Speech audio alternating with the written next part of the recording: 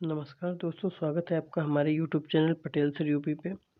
आज हम लोग एनसीईआरटी क्लास 6 की जो हम कल श्रृंखला स्टार्ट किए थे, ये हिस्ट्री का पार्ट जो है ये पार्ट 2 है। कल हम लोगों ने जो कवर कर लिया था उसके आगे से ये कवर आज करेंगे। चलिए ये शुरू करते हैं आज का टॉपिक। जो हमारा आज का टॉपिक है कि क्या बताती हैं हमें किताबें और कब्रें। जो इसका पहला पॉइंट है कि दुनिया के प्राचीनतम ग्रंथों में से एक क्या है वो क्या है? वेद है। वेद कितने प्रकार के? वेद 4 प्रकार के होते हैं। ऋग्वेद, सामवेद, यजुर्वेद और अथर्ववेद। जो सबसे पुराना वेद है वो ऋग्वेद है। ऋग्वेद की रचना 3500 साल पहले हुई थी। ऋग्वेद में 1000 से ज्यादा प्रार्थनाएं हैं जिन्हें सूक्त कहा गया है। सूक्त का मतलब है अच्छी तरह से बोला गया। इसमें जो 3 देवता का उल्लेख किया गया है, अग्नि देवता, सोम देवता और इंद्र देवता। अग्नि जो थे वो आग के देवता थे, इंद्र जो थे वो युद्ध के देवता थे, और जो सोम था, सोम एक पौधा था जिसे जो है खाद्य एक खास पेय पदार्थ के लिए बनाया जाता था। अगले पॉइंट पे आते हैं। अगला पॉइंट है कि ऋग्वेद की जो भाषा है ये प्राक संस्कृत या वैदिक संस्कृत कहलाती है। अगले पॉइंट पे आते हैं। अगला पॉइंट है संस्कृत और अन्य भाषाएं।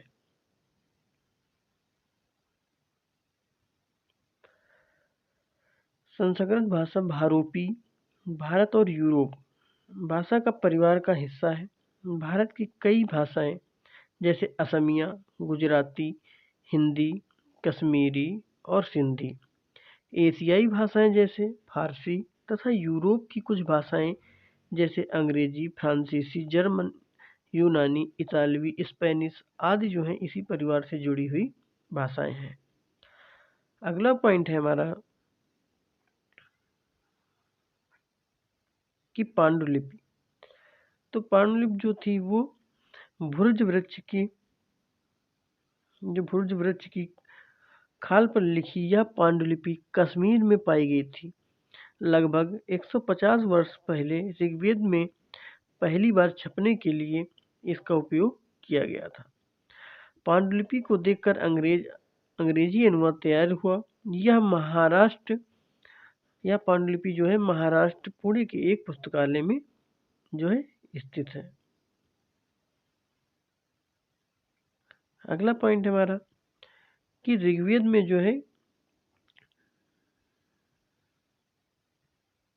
ऋग्वेद की प्रार्थनाओं में अन्य दूसरी नदियां, खासकर सरस्वती, सिंधु और उसकी सहायक नदियों का भी जिक्र है। गंगा और यमुना का उल्लेख जो है उसमें सिर्फ एक बार किया गया है। अगला पॉइंट है हमारा कि घोड़े, मवेशी और रथ। युद्ध में जीते गए धन का कुछ भाग जो था वो सरदार रख लेते थे तथा कुछ हिस्सा पुरोहितों को दिया जाता था। शेष धन आम लोगों में जो था वो बांट दिया जाता था। कुछ धन यज्ञ करने के लिए प्रयुक्त होता था। यज्ञ की आग में आहुति दी जाती थी। ये आहुतियां देवी देवताओं को दी जाती थी। घी, अनाज और कभी कभी जानवरों की भी आहुति दी जाती थी। अगला पॉइंट है अधिकांश पुरुष इन युद्ध में जो थे भाग लेते थे। कोई भी इसमें स्थायी सेना नहीं होती थी, लेकिन लोग सभाओं में मिलते जुलते थे और युद्ध व शांति के विषय में सलाह मशविरा करते थे। वहाँ ऐसे लोगों को अपना सरदार चुनते थे जो बहादुर और कुशल योद्धा होता था। अगला पॉइंट है ऐसे दो समूह जिनका वर्गीकरण काम के आधार पर किया गया था। उनमें पुरोहित, जिन्हें कभी कभी ब्राह्मण कहा जाता था, तरह तरह के यज्ञ और अनुष्ठान कराते थे। दूसरे लोग जो थे वो थे राजा। अगले पॉइंट पे आते हैं। अगला पॉइंट है कि जनता या पूरा समुदाय के लिए जनता या पूरे समुदाय के लिए दो शब्दों का जो था इस्तेमाल किया जाता था। एक था जन, जिसका अर्थ था हिंदी में व अन्य भाषाओं में आज भी होता है। दूसरा था विष, जिससे वैश्य शब्द से जो बना है। ऋग्वेद में विष और जनों के नाम मिलते हैं, इसलिए हमें पुरजन या विष या भारत जन या विष, यदुजन या विष जैसे कई नाम मिलते हैं। अगला पॉइंट है, जिन लोगों ने इन प्रार्थनाओं की रचना की, वे कभी कभी खुद को आर्य कहते थे तथा विरोधियों को दास या दस्यु कहते थे। जो दस्यु थे ये वो लोग होते थे जो यज्ञ नहीं करते थे और शायद दूसरी भाषा बोलते थे। बाद के समय में दास का मतलब गुलाम हो गया। दास वे स्त्री और पुरुष होते थे जिन्हें राजा जो थे युद्ध में बंदी बनाकर लाते थे और उनके मालिक की जायदाद को माना जाता था। उन्हें जो था उनके मालिक की जायदाद माना जाता, जो मालिक चाहते थे वे सब उनको करना पड़ता था। अगला पॉइंट है हमारा कि कहानी पाषाणों की, महापाषाणों की। ये शिलाखंड महापाषाण या महा का अर्थ होता है बड़ा, पाषाण मीन्स पत्थर, के नाम से जाने जाते हैं।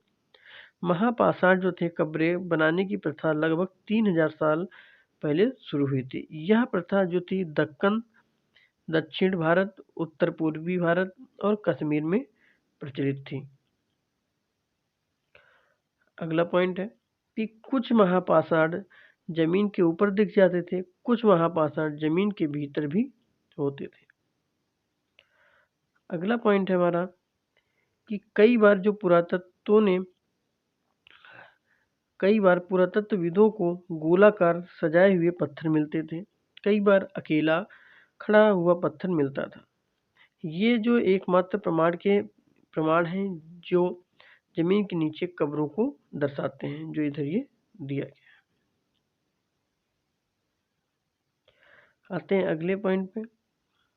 अगला पॉइंट है, सामान्यतः मृतकों को खास किस्म के मिट्टी के बर्तनों के साथ दफनाया जाता था, जिन्हें काले या लाल मिट्टी के बर्तनों के नाम से जाना जाता था। इसके साथ ही मिले हैं लोहे के औजार और हथियार, घोड़ों के कंकाल और सामान तथा अन्य पत्थर और सोने के गहने। अगला पॉइंट है हमारा कि लोगों की सामाजिक असमानताओं के बारे में पता करना। पुरातत्वविद यह मानते हैं कि कंकाल के साथ पाई गई चीजें मरे हुए व्यक्ति की ही रही होंगी। कभी कभी एक कब्र की तुलना में दूसरी कब्र में ज्यादा चीजें मिलती हैं। ब्रह्मगिरी में खोज हुई, जब यहाँ पे क्या होता है, एक व्यक्ति की कब्र में 33 सोने के मनकी और शंख पाए गए। दूसरे कंकालों के पास सिर्फ कुछ मिट्टी के बर्तन पाए गए। यह दफनाए गए लोगों की सामाजिक स्थिति की विभिन्नता को दर्शाता है। आते हैं अगले पॉइंट पे। कभी कभी महापाषाणों में एक से अधिक कंकाल मिले हैं। वे यह दर्शाते हैं कि शायद एक परिवार के लोगों को एक ही स्थान पर अलग अलग समय पर दफनाया गया था। बाद में मरने वाले लोगों को पोर्ट होल के रास्ते कब्र में लाकर दफनाया जाता था। ऐसे स्थान पर गोलाकार लगाए गए पत्थर या चट्टान चिन्हों का जो था काम करते थे। आते हैं अगले पॉइंट पे। अगला पॉइंट है, इनाम गांव के एक विशिष्ट व्यक्ति की कब्र।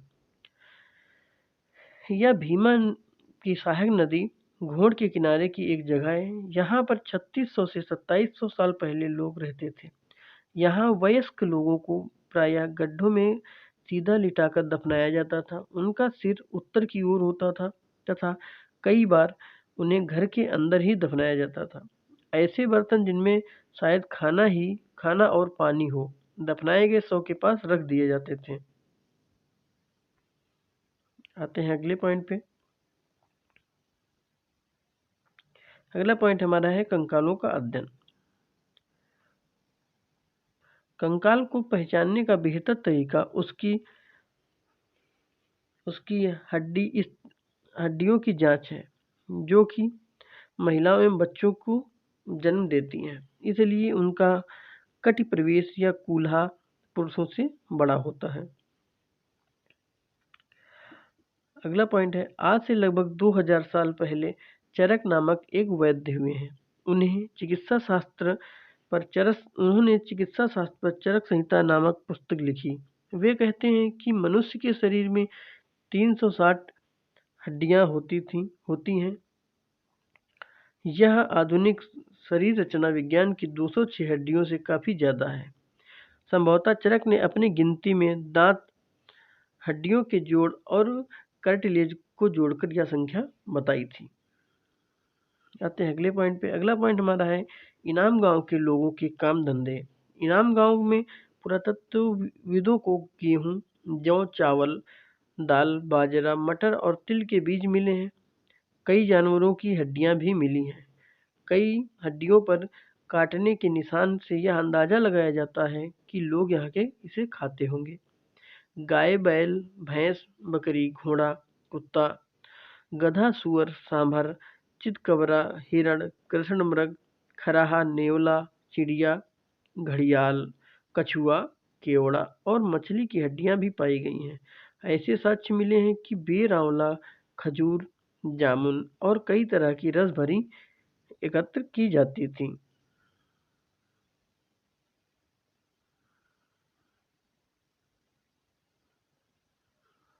आते हैं अगले पॉइंट पे। हमारा जो अगला टॉपिक है वह है राज्य, राजा और एक प्राचीन गणराज्य। आते हैं पहले पॉइंट पे। पहला पॉइंट है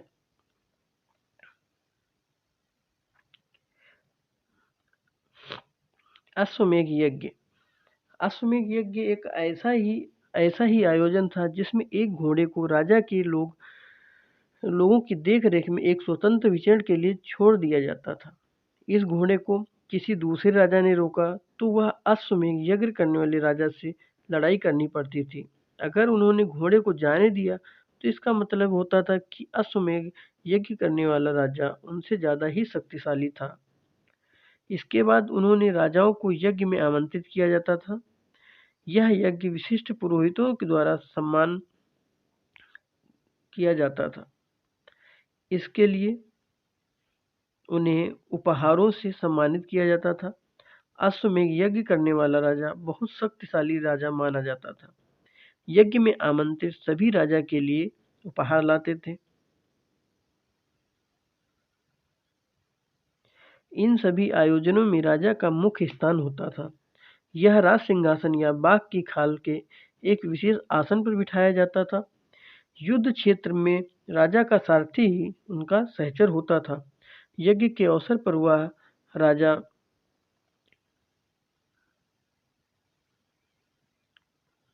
राजा की विजयों तथा अन्य गुणों का गान करता था।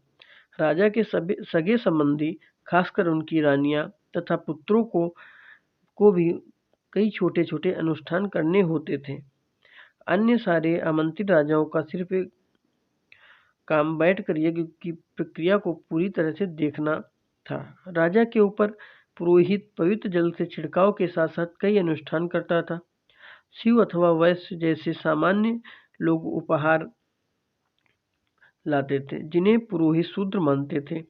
उन्हें कई अनुष्ठानों में शामिल किया जाता था।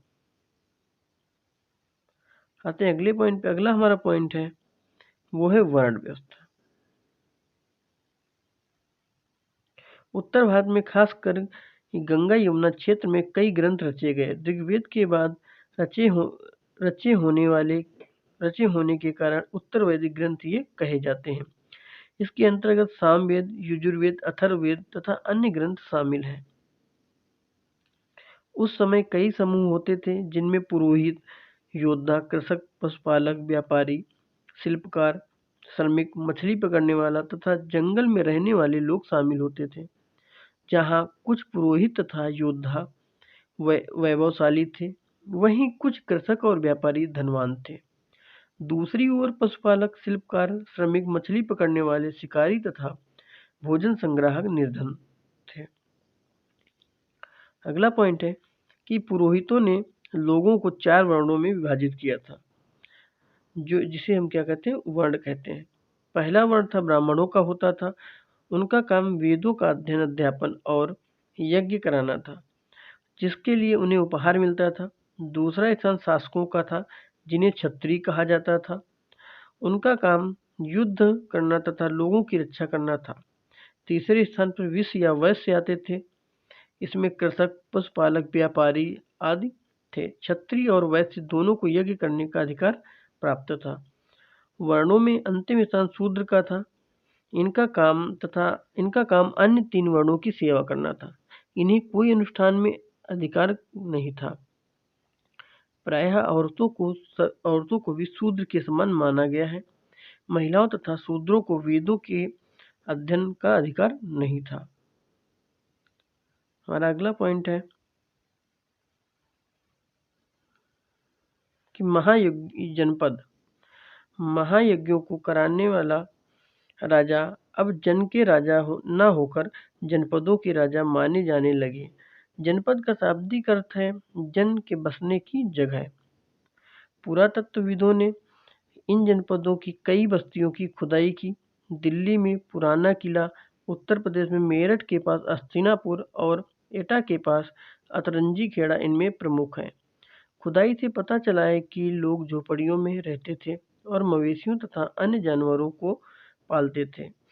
वे गेहूं, चावल, धान, जौ, दालें, गन्ना, तिल तथा सरसों जैसी फसलें उगाते थे। अगला पॉइंट है चित्रित धूसर पात्र। इस तरह के पात्रों में ज्यादातर थालियां और कटोरियां ही मिली हैं। ये पात्र बहुत पतली सतह के, सुंदर और चिकने हैं। शायद इनका प्रयोग खास मौकों पर महत्वपूर्ण लोगों के भोजन के लिए किया जाता था। आते अगले पॉइंट पे।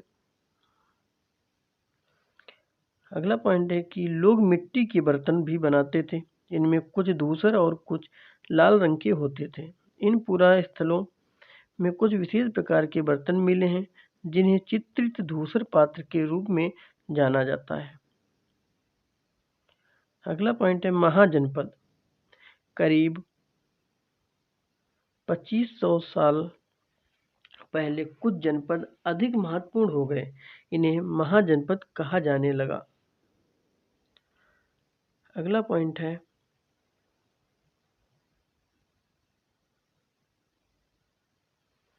कि कौशाम्बी जिले की दीवार। यह आधुनिक उत्तर प्रदेश के इलाहाबाद के पास मिली ईंट की दीवार का अवशेष है।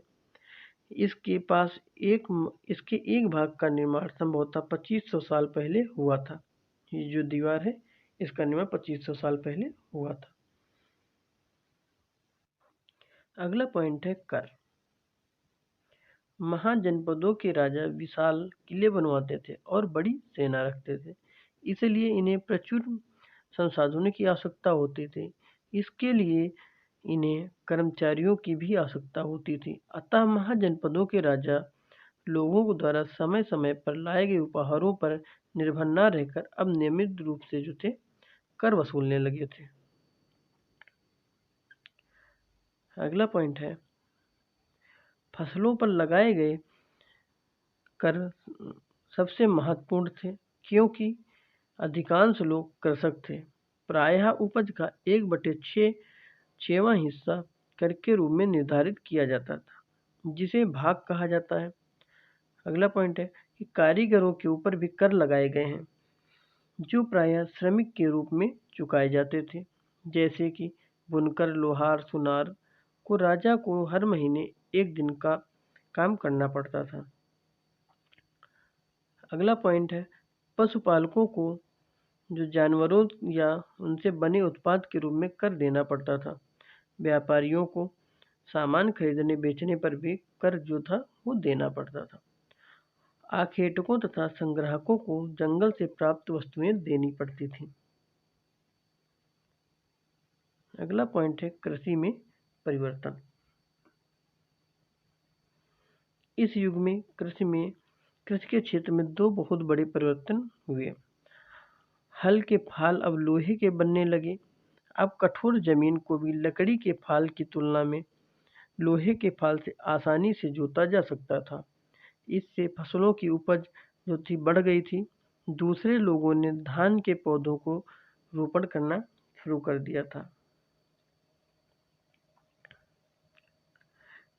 पैदावार जो थी ज़्यादा होने लगी थी। इसमें कमर तोड़ परिश्रम लगता था। ये लोग ज़्यादातर दास दासी तथा भूमिहीन खेतिहर मजदूर से काम करवाते थे।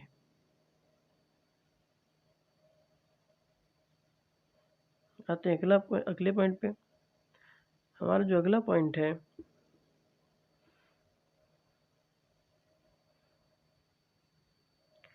मगध में दो शक्तिशाली शासक बिंबिसार तथा अजातशत्रु हुए। अन्य जनपदों को जीतने के लिए ये हर संभव साधन अपनाते थे। महापद्मनंद एक और महत्वपूर्ण शासक था। उन्होंने अपने नियंत्रण का क्षेत्र इस उपमहाद्वीप के उत्तरी पश्चिमी भाग तक फैला लिया था। बिहार में राजगृह, जो आधुनिक राजगीर, कई सालों तक मगध की राजधानी बनी रही। बाद में पाटलिपुत्र, वर्तमान पटना, को राजधानी बनाया गया।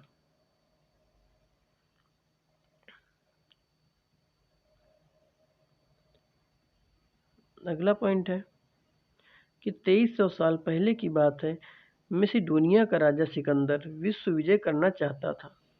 पूरी तरह सफल न होने पर वह मिस्र और पश्चिमी एशिया के कुछ राज्यों को जीतता हुआ भारतीय उपमहाद्वीप में ब्यास नदी के किनारे पहुंच गया।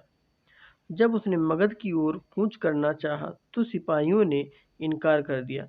वे इस बात से भयभीत थे कि भारत के शासकों के पैदल पैदल रथ और हाथियों की जो थी सेना थी।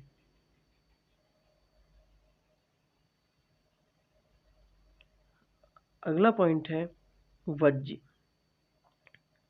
मगध वज्ज जो था मगध का शक्तिशाली राज्य बन गया था। उसके नजदीक ही मगध एक शक्तिशाली राज्य बन गया।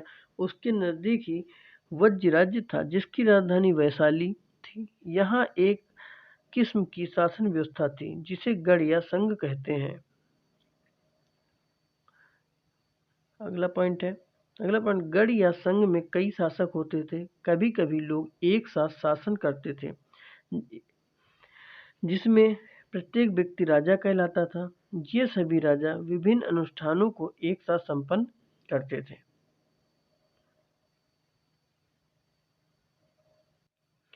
अगला पॉइंट है गढ़। गढ़ शब्द का प्रयोग कई सदस्य वाले समूहों के लिए किया जाता था। अगला पॉइंट है संघ। संघ अर्थात संगठन या सभा। आते हैं अगले पॉइंट पे। अगला पॉइंट है कि बुद्ध और तथा महावीर दोनों ही गढ़ या संघ से संबंधित थे। बौद्ध साहित्य में संघ के जीवन का बहुत ही सजीव वर्णन मिलता है। अगला पॉइंट है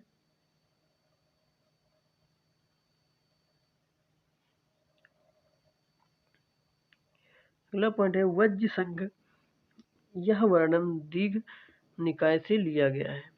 दीघ निकाय एक प्रसिद्ध बौद्ध ग्रंथ है जिसमें बुद्ध के कई व्याख्यान दिए गए हैं। इन्हें करीब 2300 साल पहले लिखा गया था। अजातशत्रु तथा वज्र संघ। अजातशत्रु जो था वज्र संघ पर आक्रमण करना चाहते थे।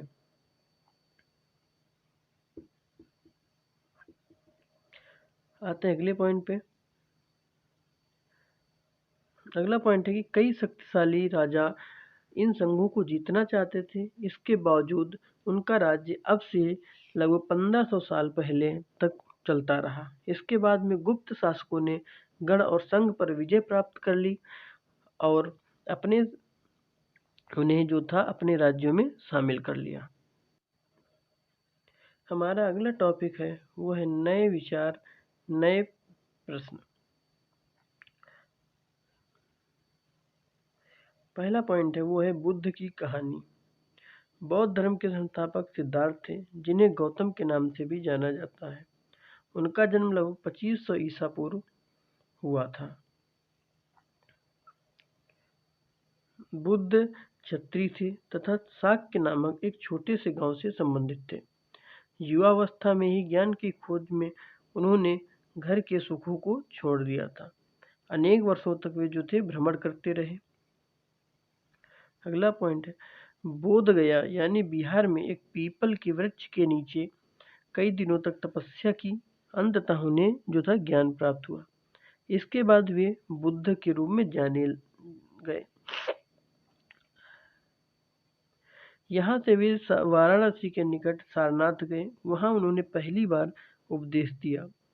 कुशीनारा में मृत्यु से पहले का शेष जीवन पैदल ही एक स्थान से दूसरे स्थान तक की यात्रा करने में तथा लोगों को शिक्षा देने में व्यतीत किया। अगला पॉइंट है,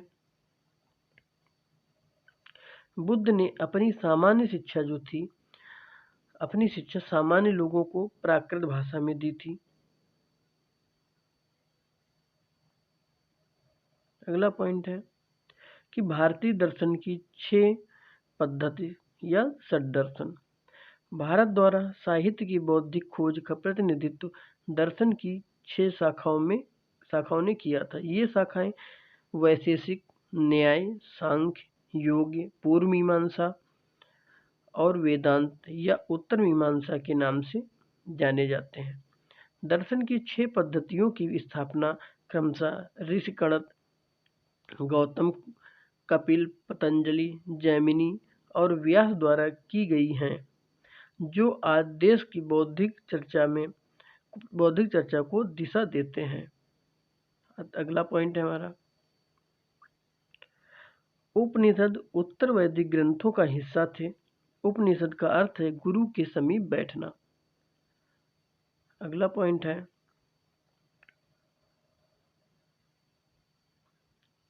व्याकरणविद पाणिनि। इस युग में कुछ अन्य विद्वान भी खोज कर रहे थे। उनमें प्रसिद्ध विद्वानों में एक पाणिनि ने संस्कृत भाषा के व्याकरण की जो है रचना की। उन्होंने स्वर तथा व्यंजन को एक विशेष क्रम में रखकर उनके आधार पर सूत्रों की रचना की। इसका प्रयोग कर उन्होंने संस्कृत भाषा के प्रयोगों के नियम लघु सूत्र के रूप में लिखे। अगला पॉइंट है हमारा कि जैन धर्म। लगभग 2500 वर्ष पूर्व जैन धर्म के 24वें तथा अंतिम तीर्थंकर वर्धमान महावीर ने भी अपने विचारों का प्रसार किया। वह वज्र संघ के लक्षवी कुल के एक क्षत्रिय राजकुमार थे। 30 वर्ष की आयु में उन्होंने घर छोड़ दिया और जंगल में रहने लगे। 12 वर्ष तक कठिन तपस्या करने के बाद उन्हें ज्ञान की प्राप्ति हुई। उनकी शिक्षा सरल थी। सत्य जानने की इच्छा रखने वाले प्रत्येक स्त्री व पुरुष को अपना घर छोड़ देना चाहिए। उन्हें अहिंसा के नियमों का कड़ाई से पालन करना चाहिए, अर्थात किसी भी जीव को ना तो कष्ट देना चाहिए और ना ही उसकी हत्या करनी चाहिए। महावीर का कहना था कि सभी जीव जीना चाहते हैं, सभी के लिए जीवन प्रिय है। महावीर की शिक्षा जो थी प्राकृत भाषा में थी। प्रचलन क्षेत्र के आधार पर ही उनके अलग अलग नाम थे। जैसे मगध में बोली जाने वाली प्राकृत या मगधी कहलाती थी। अगला पॉइंट है जैन धर्म। जैन शब्द जिन शब्द से निकला है, जिसका अर्थ होता है विजेता। महावीर के लिए जिन शब्द का प्रयोग हुआ है। आते हैं अगले पॉइंट पे। अगला पॉइंट है वर्तमान रूप में जैन धर्म की शिक्षाएं लगभग 1500 वर्ष पूर्व गुजरात के वल्लभी नामक स्थान पर लिखी गई थी। अगला पॉइंट है संघ। महावीर तथा बुद्ध दोनों का ही मानना था कि घर का त्याग करने पर ही सच्चे ज्ञान की जो है प्राप्ति हो सकती है।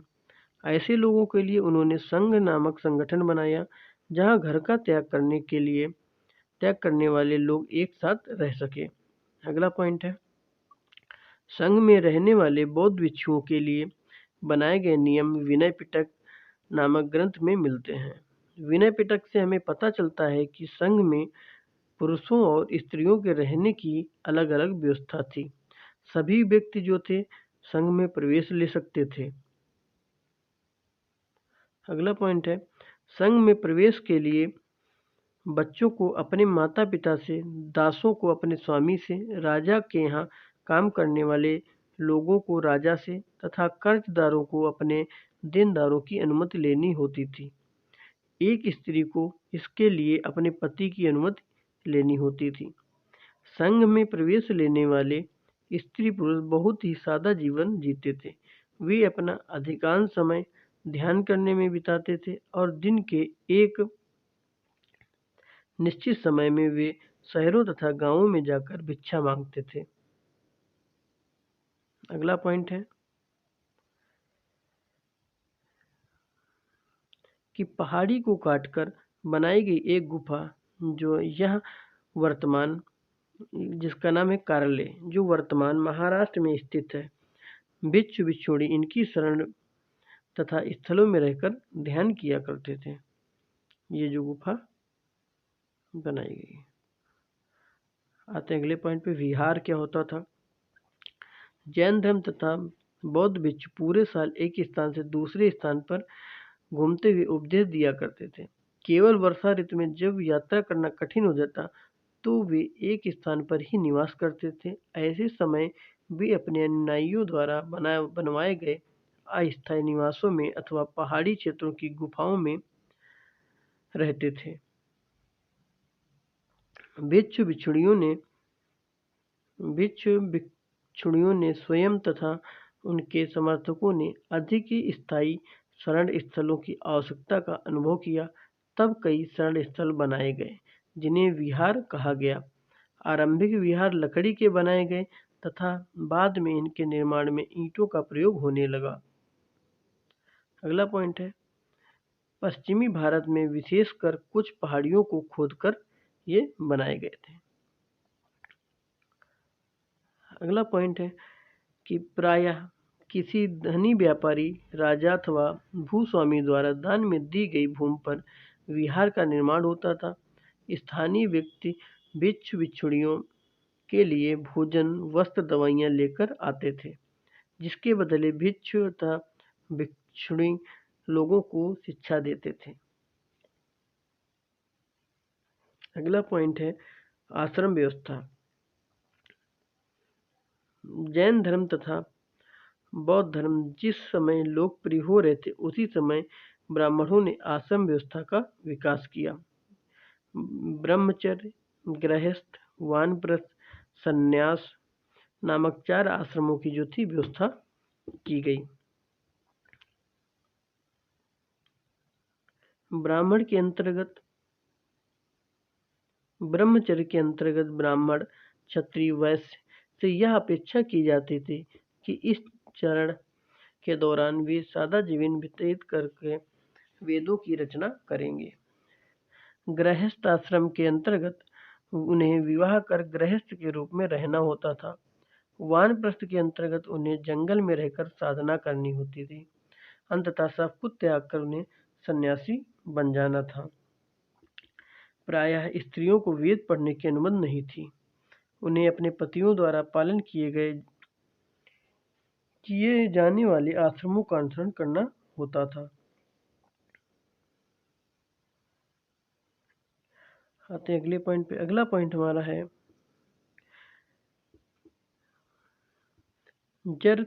जरथुस्त्र एक ईरानी पैगंबर थे। उनकी शिक्षा का संकलन जिंद अवेस्ता नामक ग्रंथ में मिलता है। जिंद अवेस्ता की भाषा तथा इसमें वर्णित रीति रिवाज वेदों की भाषा और रीति रिवाजों से काफी मिलते जुलते हैं। जरथुस्त्र की मूल शिक्षा का सूत्र है सद्विचार, सद्वचन तथा सद्कार्य।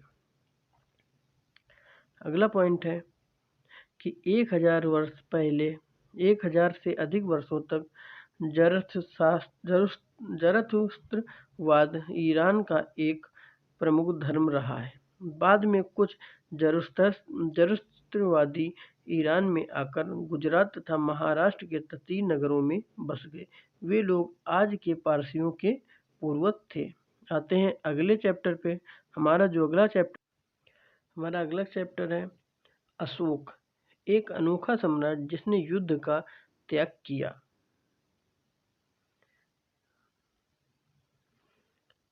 चलिए आते हैं पहले पॉइंट पे।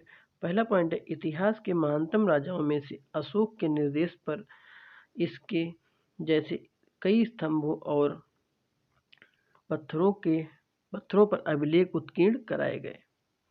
अगला पॉइंट है, अशोक जिस साम्राज्य पर शासन करते थे उसकी स्थापना उनके दादा चंद्रगुप्त मौर्य ने 2300 साल पहले की थी।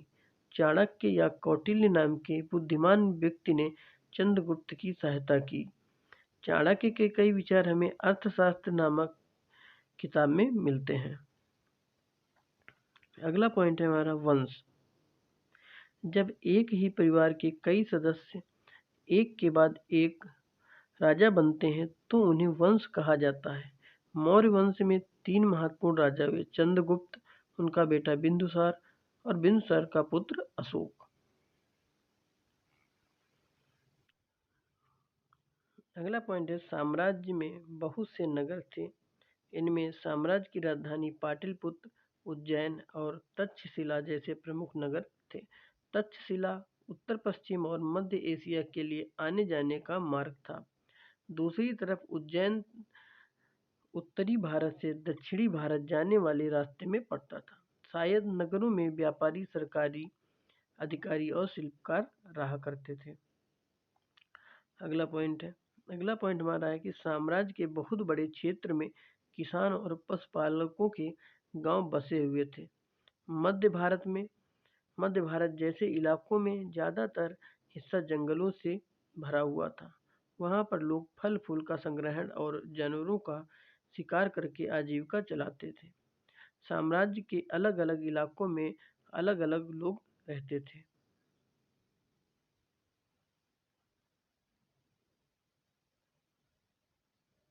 अगला पॉइंट है मौर्य साम्राज्य।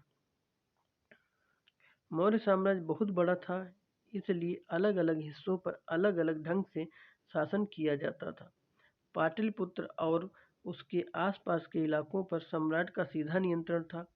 इसके इलाके के गांव और शहरों के किसानों, पशुपालकों, शिल्पकारों, व्यापारियों से इकट्ठा करने के लिए इकट्ठा करने के लिए राजा अधिकारियों की नियुक्ति करता था। जो राजा के आदेश का उल्लंघन करते थे, अधिकारी उनको सजा देते थे। अगला पॉइंट है संदेशवाहक। संदेशवाहक एक जगह से दूसरी जगह घूमते रहते थे और राजा के जासूस अधिकारियों के कार्यकलाप पर नजर रखते थे। इन सब के ऊपर सम्राट था, जो राज परिवार एवं वरिष्ठ मंत्रियों की सहायता पर नियंत्रण रखता था। अगला पॉइंट है मौर्य साम्राज्य के भीतर कई छोटे छोटे क्षेत्र या प्रांत थे। इन पर तक्षशिला या उज्जैन जैसी प्रांतीय राजधानियों से नियंत्रण किया जाता था। कुछ हद तक पाटलिपुत्र से इन क्षेत्रों पर नियंत्रण रखा गया था और अक्सर राजकुमारों को वहां का राज्यपाल या गवर्नर बनाकर भेजा जाता था। अगला पॉइंट है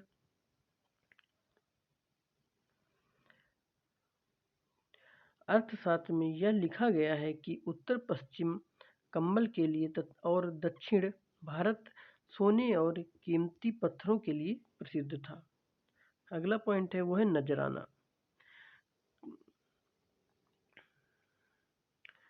कर नियमित ढंग से इकट्ठा किए जाते थे तथा नजराना अनियमित रूप से जब संभव हो तो इकट्ठा किया जाता था। अगला पॉइंट है राजधानी में सम्राट।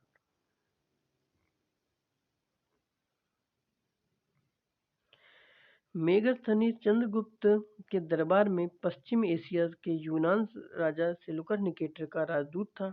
मेगस्थनी ने जो कुछ देखा उसका विवरण दिया। सम्राट का सम्राट का जनता के सामने आने के अवसर पर शोभा यात्रा के रूप में जश्न मनाया जाता है। उन्हें एक सोने की पालकी में बिठाकर ले जाया जाता है। उनके अंगरक्षक सोने और चांदी से अलंकृत हाथियों पर सवार रहते हैं। कुछ अंगरक्षक पेड़ों को लेकर चलते हैं। इन पेड़ों पर प्रशिक्षित जो थे तोता का झुंड रहता है, जो सम्राट के सिर के चारों तरफ चक्कर लगाता रहता है। राजा सामान्यतः हथियारबंद महिलाओं से घिरे होते हैं।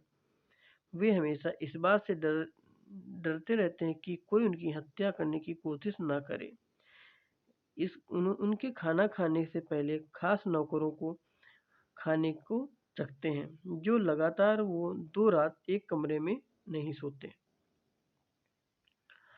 अगला पॉइंट है पाटलिपुत्र यानी आधुनिक पटना। यह एक विशाल और खूबसूरत नगर है। यह एक विशाल प्राचीर से घिरा है। इसमें 570 बुर्ज हैं और 64 द्वार हैं। 2 और 3 मंजिल वाले घर लकड़ी और कच्ची मिट्टी से बने हैं। राजा का महल भी काष्ठ से बना हुआ है, जिसे पत्थर की नक्काशी से अलंकृत किया गया है। यह चारों तरफ उद्यानों और चिड़ियों के लिए बने बसेरा से घिरा है। अगला पॉइंट है सम्राट अशोक। मौर्य वंश के सबसे प्रसिद्ध शासक थे। अशोक जो थे मौर्य वंश के सबसे प्रसिद्ध शासक थे। वह सब ऐसे पहले शासक थे जिन्होंने अभिलेखों द्वारा जनता तक अपने संदेश पहुंचाने की कोशिश की। अशोक के ज्यादातर अभिलेख प्राकृत भाषा और ब्राह्मी भाषा में लिखे गए हैं। कलिंग युद्ध का वर्णन। अशोक अभिलेख। राजा बनने के 8 साल बाद मैंने कलिंग विजय की। लगभग 1.5 लाख लोग बंदी बना लिए तथा 1 लाख से अधिक लोग मारे गए, जिससे हमें अपार दुख हुआ। अगला पॉइंट है इसलिए मुझे पश्चाताप हो रहा है। अब मैं धम्म पालन करने और दूसरों की शिक्षा देने का निश्चय किया है।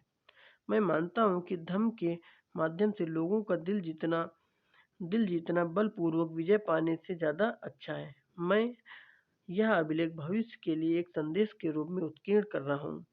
मेरे बाद मेरे बेटे और पोते भी युद्ध ना करें। धम्म जो है संस्कृत शब्द है जिसका अर्थ होता है धर्म का प्राकृत रूप है। अगला पॉइंट है अशोक का कलिंग युद्ध।